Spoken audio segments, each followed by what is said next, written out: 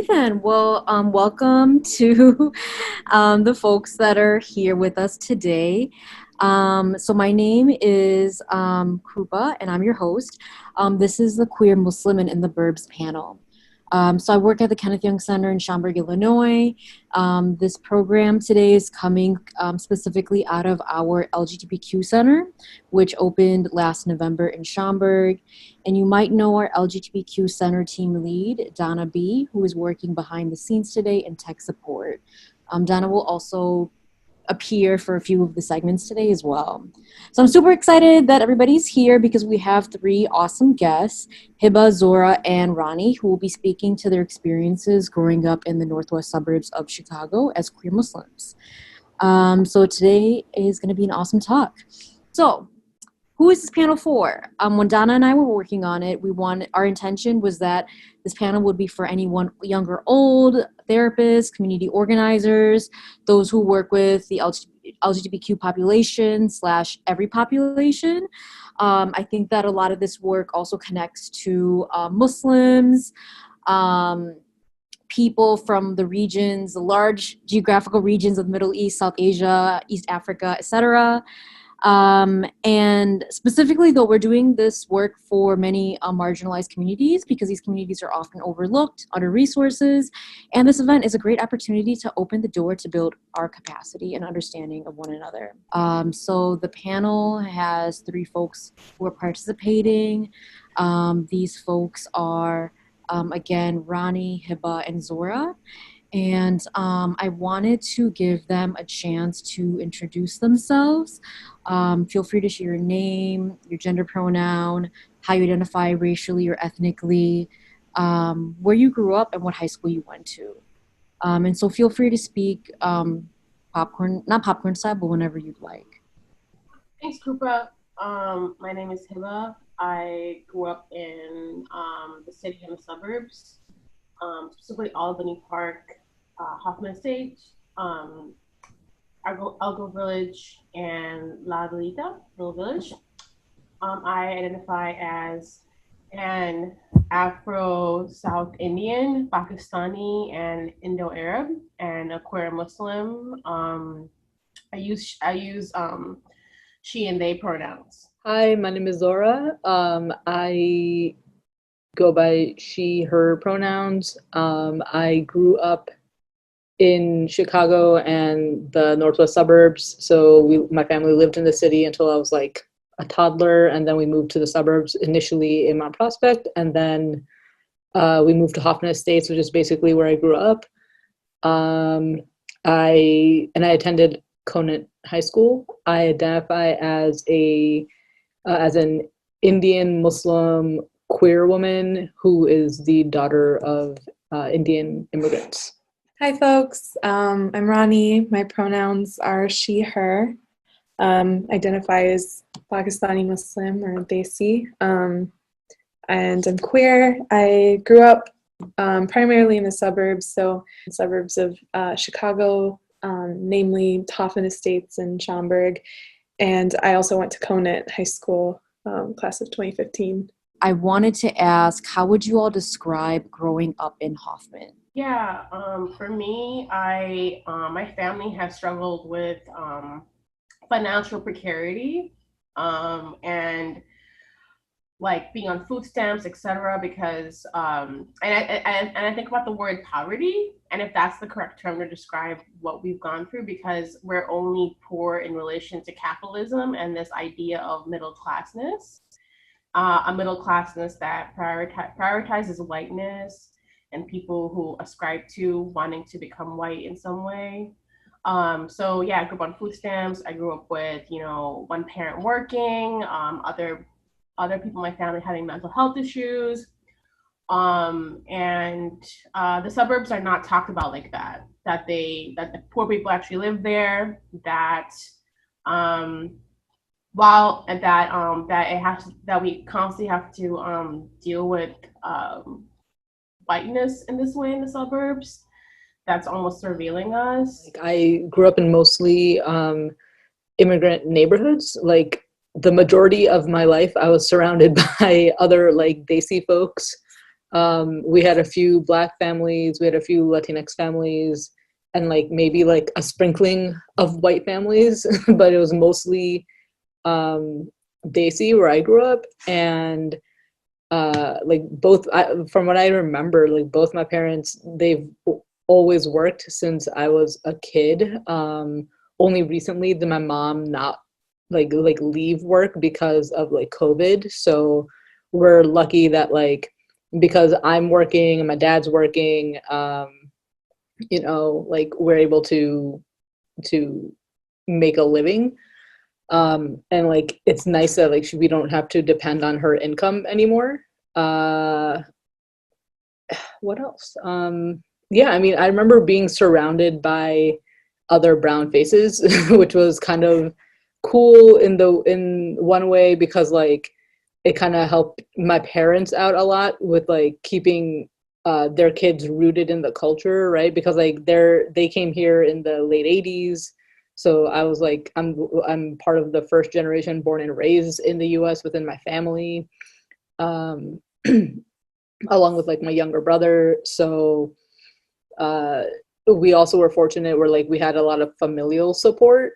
Like we had one of my uncles actually like helped with the immigration process, because like he established himself in the US, and then we were able to immigrate over through like the family visa stuff, which, you know, is how a lot of people have come to the US from like my experience, like within what I grew up around. And like that's something that, you know, is being affected today with the politics around immigration now. But yeah, I mean, I remember I never felt like like our family struggled, but I did know that we weren't exactly rich, but like we were definitely working class folks. Like I remember like Abu used to, you know, be a cab driver for quite some time, like almost all the way through my high school education, and then like he was able to change careers, and but it's still like relatively blue collar stuff that he's doing. I remember coming here and being like, all right, I see a lot of people that look like me, and in my 15-year-old head I was like, this is diversity and this is really diverse. And what I think I kind of learned growing up here is that this idea of a suburb being whitewashed can seem kind of relative, and it is, but what I learned is that notion of it being whitewashed has less to do with like population demographics and how many white faces there are, and more to do with like which narrative is prioritized and what voices are louder. And in that case, it's white issues and white voices and white stories. And so even though I was this brown girl surrounded by other brown girls and brown people and people that look like me, it didn't really feel authentic. And I didn't really have this feeling of pride in my culture or identity, something I kind of ran away from for a really long time. When it comes to GSAs, I wanted to ask, in your high schools, was there a GSA? If so, what was your experience? If not, how would you describe queerness in your educational experience? And so what happened was I found out through a friend, and it was basically like an unofficial club. We did still have like an instructor, like a teacher who was an advisor, but like we were definitely not like listed as one of the clubs for the school at Conant. And like I remember I think it was like my senior year, so I found out about it my sophomore, junior year, and then like junior, senior year, I was able to help us get like the tabling, and that was a big deal at that time. So this is like 2006, 2007. So getting a table to be able to tell people, hey, we're here, like we exist, there's a club if you're interested, and trying to like find some community, like that was a big deal. I don't know if Conant still does it or not, or if other high schools do this, like where all the student orgs kind of like have a day of trying to get people to join their clubs and organizations. But like, yeah, I remember us getting a table was like a big deal at that time. So it was definitely minimal. But if at all, you know, visible at that time. I actually only know that there is one, and there was one when I was in high school because I Googled it sometime this month. And so I didn't even know that Conant had that, which I think is telling. But I want to ask if you all could share what you thought, think about the narrative of coming out. A narrative of coming out is very Christian and very like white, upper middle class, and like energy, because like even the idea of like coming out of the closet presupposes that there is a closet to come out of. A lot of like poor people, working class people don't have this quote unquote closet, aka extra space where they can stand and hide and then come out of. I want to go off of what Hiba is saying, that like, yeah, I definitely agree that definitely growing up, like, you know, post 9/11, because at that time I was 12 when 9/11 happened. And so my first like I guess concern was not being attacked for being Muslim versus like trying to figure out my sexuality and my identities, you know, like in that way. And so I definitely do agree that coming out is a narrative of privilege to some degree. Like, and it doesn't, and like it changes, you know, it shifts, because like right now, yeah, things are have definitely, I think, shifted a bit, but like overall in the US at least, but I don't think that means that everyone fits into that narrative. Yeah, these are really great personal narratives and perspectives that you all are sharing. I think that in some LGBTQ spaces, there is such an enormous push to be very out about queerness in a way that reads as queer to a lot of white and middle class people. And I really hear it in many of your stories that that approach does not work for everybody. And if we perpetuate it, it really keeps a lot of people invisibilized. And it makes me think about GSAs and other places where queer youth gather, and how much we or advisors or others might ask each other to out themselves in a way that feels, you know, in a way that's very normative. I wanted to jump to another question. So when it comes to your personal experiences, what memories stand out to you when you think about your religion and your gender, sexuality, and identity? I remember as a child, you know, not really a child, but like a teenager, probably like senior, it was like near the end of high school, beginning of college, like I was at my aunt's house, and she like, I think because my parents were aware that I was involved in like the GSA, but like they were like, I wasn't sure, you know, so there was a lot of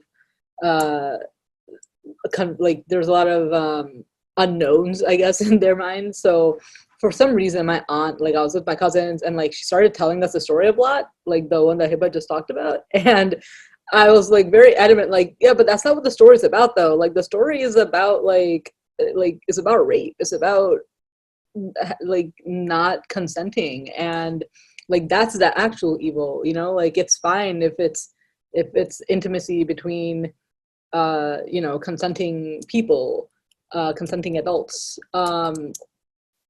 and it was just like this argument that I had. And so like that is something that's definitely been used. I've definitely heard it like in Christian context as well.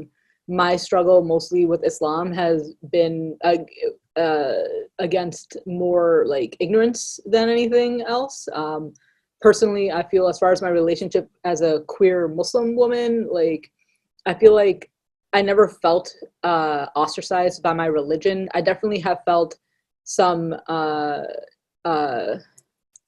I don't know what the right word to use is, but like some difficulties, I guess, with other Muslims, but I never had any doubt regarding my faith. Like I had no doubt growing up that like, if you're telling me that, you know, I grew up with this mentality that Allah created everything in perfection, and therefore, if you're saying something's wrong with me, you're saying that Allah made a mistake, and you can't say Allah is perfect and then say Allah makes mistakes. You know, like you can't have it both ways. So like this isn't a struggle that you deal with your faith. Like this is not supposed to be an internal jihad, right? Like jihad is literally a struggle, and like a lot of people relate that to like religious war, but it's really about your internal struggle within yourself with trying to be a better person as a Muslim, especially. And like I don't feel like being a queer woman makes me a bad person or a bad Muslim. Like I feel like I'm here, I exist for a reason, and you can't tell me that Allah doesn't like me, doesn't love me, because that was what I grew up with. I was raised with a God of love and patience, not one of wrath. And it's interesting to me because in Islam there are 99 names for Allah, and like almost all of them, like 95 of them are kind. They're about, you know, patience and mercy and forgiveness, you know, like all these positive aspects that we want to see within ourselves as well, and we would hope would come from our religious community too. Yeah, I mean, as far as like stories or things like that, I mean, I don't really remember like my parents or family telling me the story of like Sodom and Gomorrah, but I mean, I remember hearing of it, but more so, I think the lessons I was taught or the things that I remember were very like underlying, or like I remember being a kid and being told that like the prevalence of homosexuality was like a sign that the world was gonna end, and just things like that. And then a specific memory I have was being at the mall with my mom, and like walking past a Sephora, and this guy was working there and he was wearing makeup, and my mom and I walked past, and she was just like toba toba, which is, it's like the tisk tisk of every Muslim parent ever. It's like repentance. But basically I just remember the feeling that gave me was like, without saying any like a word or a sentence, my mom taught me that that's wrong, and that it brings shame, and then also being conflicted with this feeling of like, why is it wrong, and thinking he looked really good, and so yeah, like the homophobia that I think was taught, it wasn't a super blatant thing, but it was definitely just this underlying theme in like the little comments and like glares and things like that. Yeah, I agree with that. It's definitely been a lot more like toned down. It's a lot of hinting and kind of skirting around the issue than anything. Like blatantly like, oh, you know, gays are horrible or whatever. And I'm like, that comment about, you know, homosexuality is one of the signs of the end of the world. Like, then the world would have ended. Yeah. Thousands of years ago, that was the case. Like, we've been around. We are here. At the Kenneth Young Center, we provide a lot of substance use prevention services, recovery services, as well as many other mental health services to the community. And I know that even though in Islam it's encouraged for folks to not use alcohol or drink alcohol, substance use addiction does exist in Muslim communities.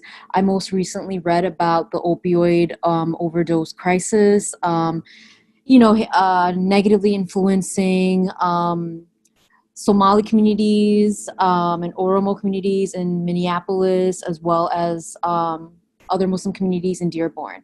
So with that said, everybody, I wanted to ask if any of the panelists here have any perceptions or experiences regarding substance use and recovery in your community. For me personally, growing up in a Muslim immigrant family, like a lot of the things that would probably be seen as like an impediment, it kind of helped me figure myself out. Like the fact that like we didn't really talk about queerness, we didn't really talk about drugs and stuff beyond don't drink alcohol. Like even that wasn't even said. It was just an assumption because like as a Muslim, you're not supposed to drink. Like that's like a common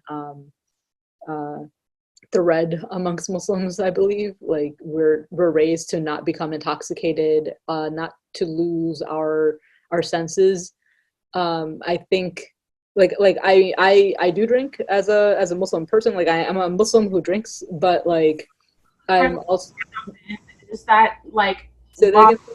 I just want to jump in really quick about alcohol. Yeah. I think that, while yes, a lot of Muslim communities do not encourage consumption of alcohol, some Right. Muslim communities actually do drink alcohol and specifically drink wine. I think even when we say like Muslims typically don't drink alcohol, I think that could be a trend of Yeah. not everyone, like not every Muslim does not drink. Like some Muslims do drink alcohol, and I think the best way, if you are non-Muslim or you're not familiar with even if you are a Muslim and you're not familiar with what other Muslims do, is just to be like, hey, like what kind of beverage do you prefer? And if they drink, they'll tell you what they want. Like for alcohol. Right, exactly. That's the best way, I think, personally for me to think about what alcohol is to our communities, because it's not, we don't all have the same relationship with it. Yeah, that's where I was getting to. I am one of those Muslims who does drink, but like I definitely started way later. Like I was actually like of legal age when I started drinking, and I think because I was raised in my household, like to make sure you're aware and you're in your surroundings. Like I am more of a social drinker for that reason. I think like I've learned what my limits are, and I don't enjoy getting drunk, like how a lot of people might use alcohol for. They might like that sensation.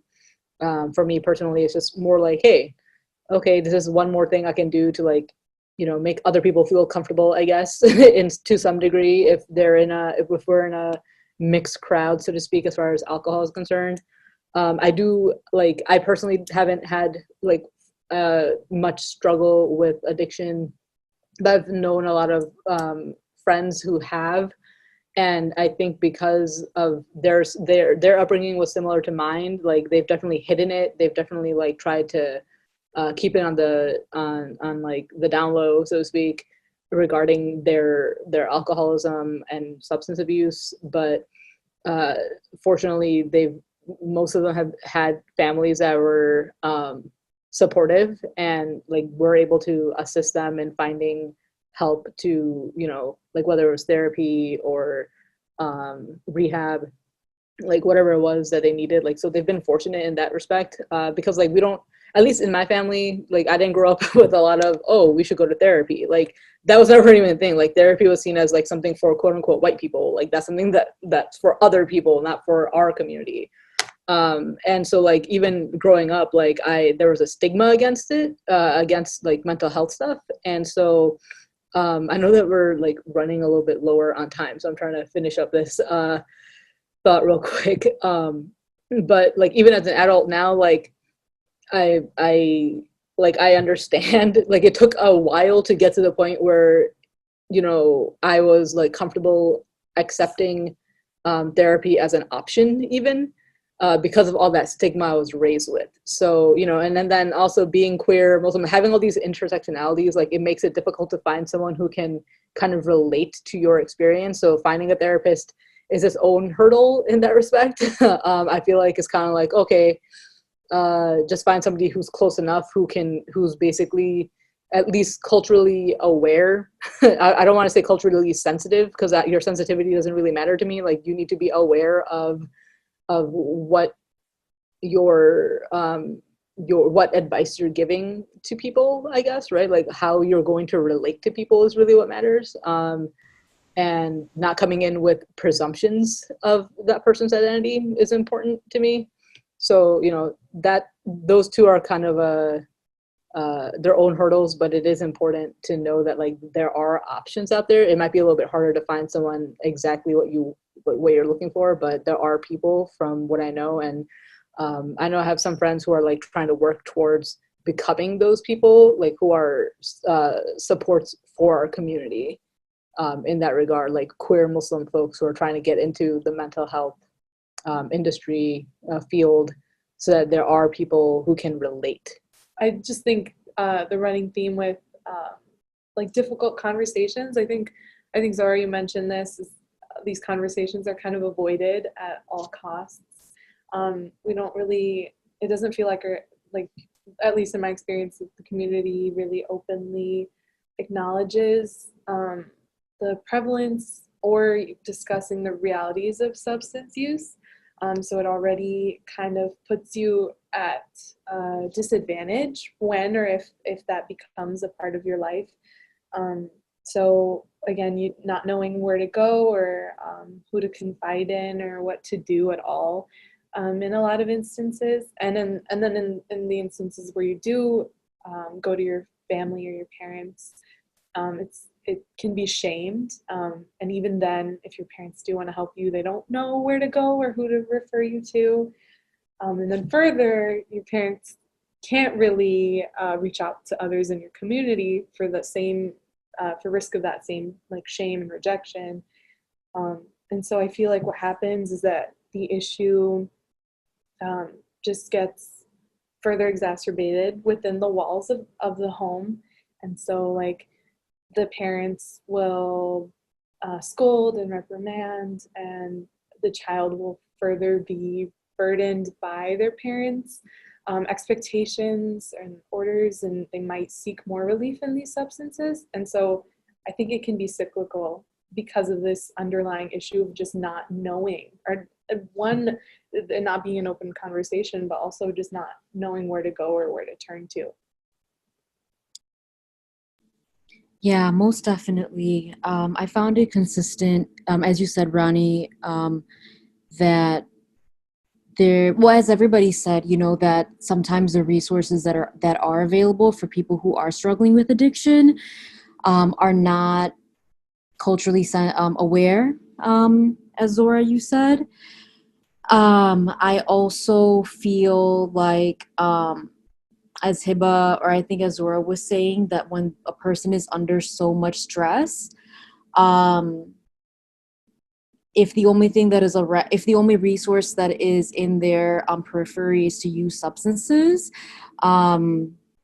there's a lot to examine and unpack around that. When we are trying to figure out community-driven solutions to substance use, addiction and recovery. I do want to share that there are a lot of folks who do take advantage of Alcoholics Anonymous, Smart Recovery. There's also another Muslim AA program called 12 Steps of Milati Islami. So there are a lot of resources that do cater to Muslims, and there are a lot of resources that cater, not a lot, but there are some resources that cater to Muslims and some resources that cater to the LGBTQ people. But I do think that there's a lot of work to create resources that work while also addressing the fact that poverty, sexual assault, homophobia, transphobia does push a lot of people over the edge and pushes people to find ways to cope with unbearable trauma. So with this panel, we are about at 4 minutes, and I want to say thank you to all of our awesome panelists, Zora, Ronnie, and Hiba for speaking today.